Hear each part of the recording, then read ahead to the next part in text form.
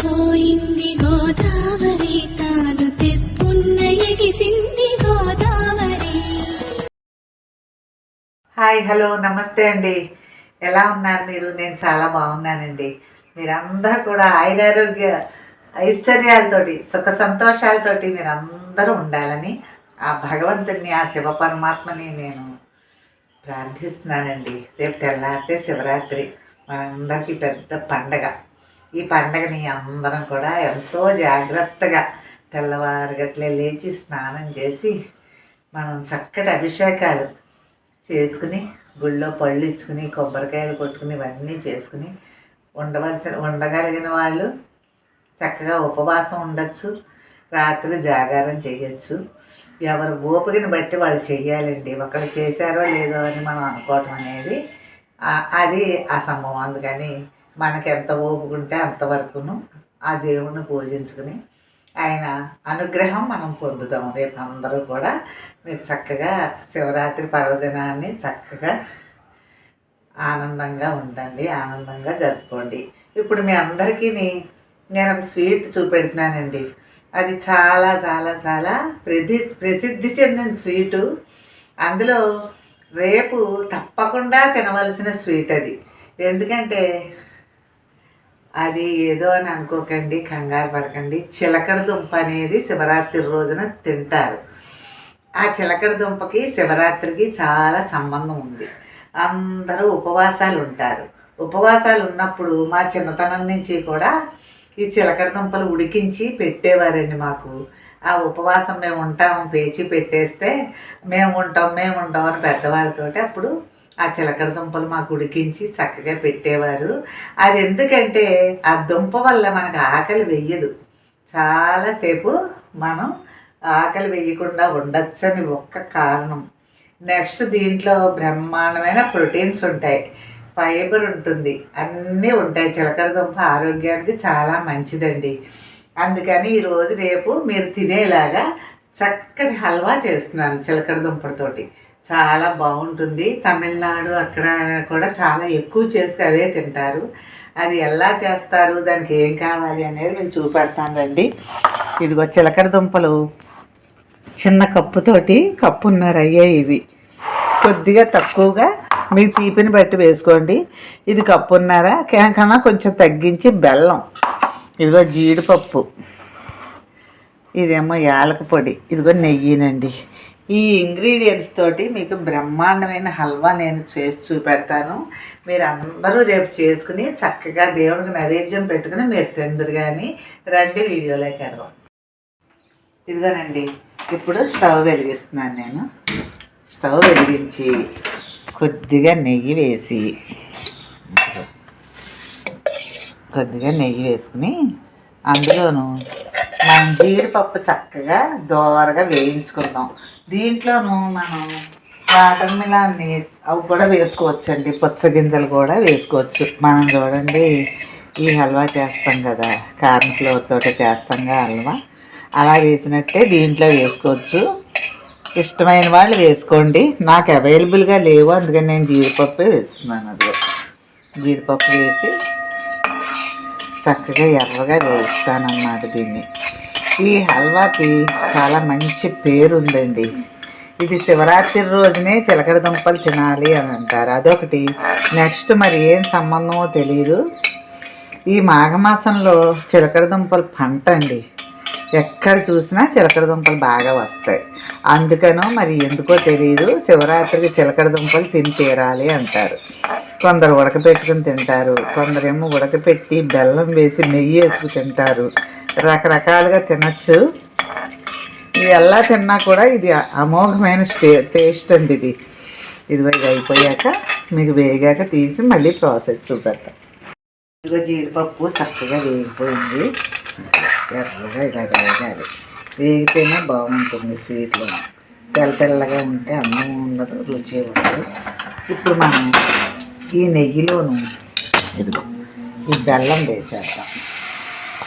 బెల్లం వేసి కొద్దిగా నీరు పోద్దాం. అంతా వద్దు, కరగటానికి ఎక్కువ తెలియదు.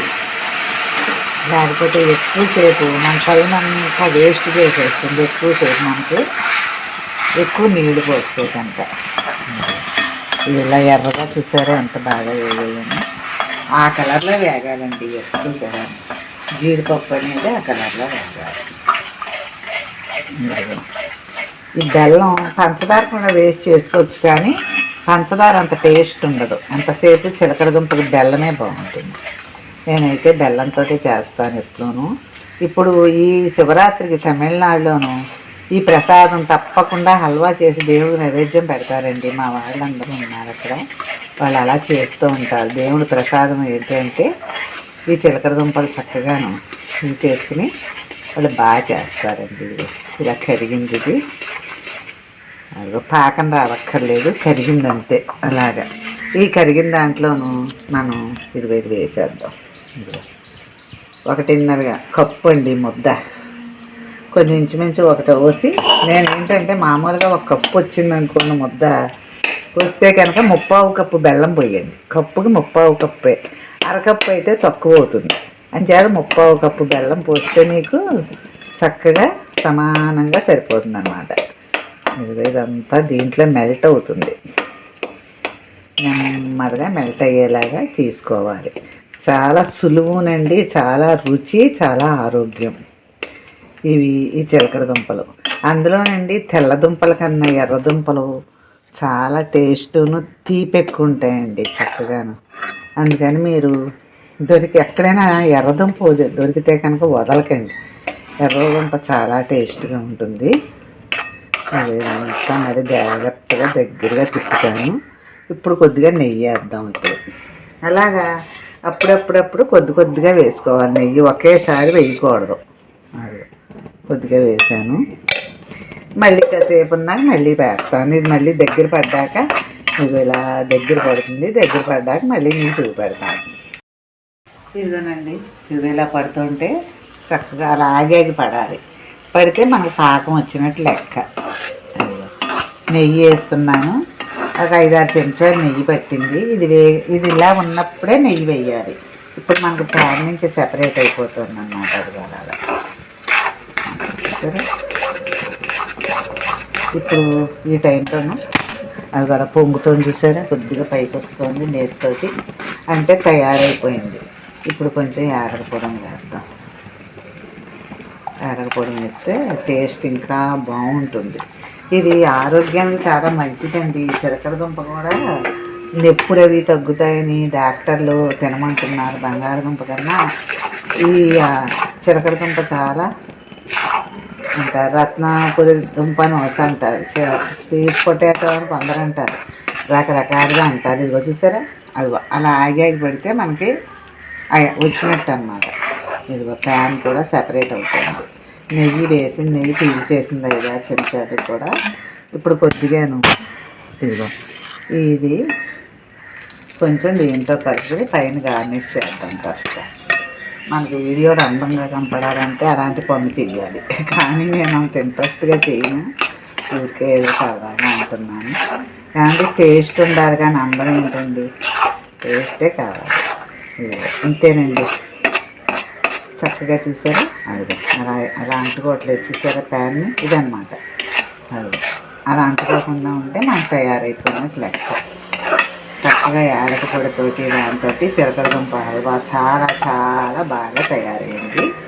ఇంతేనండి, ఇంత ఇలా సులువుగా మీరు అందరూ చేసుకు తినండి.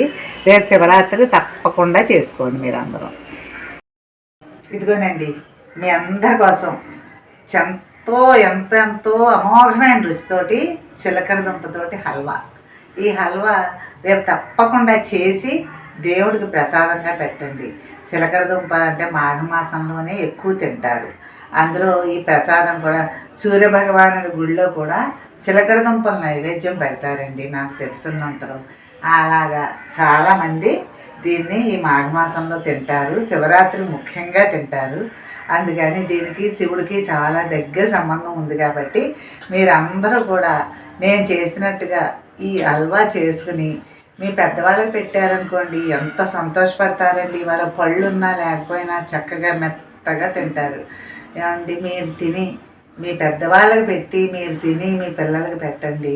ఇంకా ఈ చిలకడ దుంపతోటి చాలా చాలా రకాలు ఉన్నాయి. ముందర అన్నీ మీకు చూపెడతా.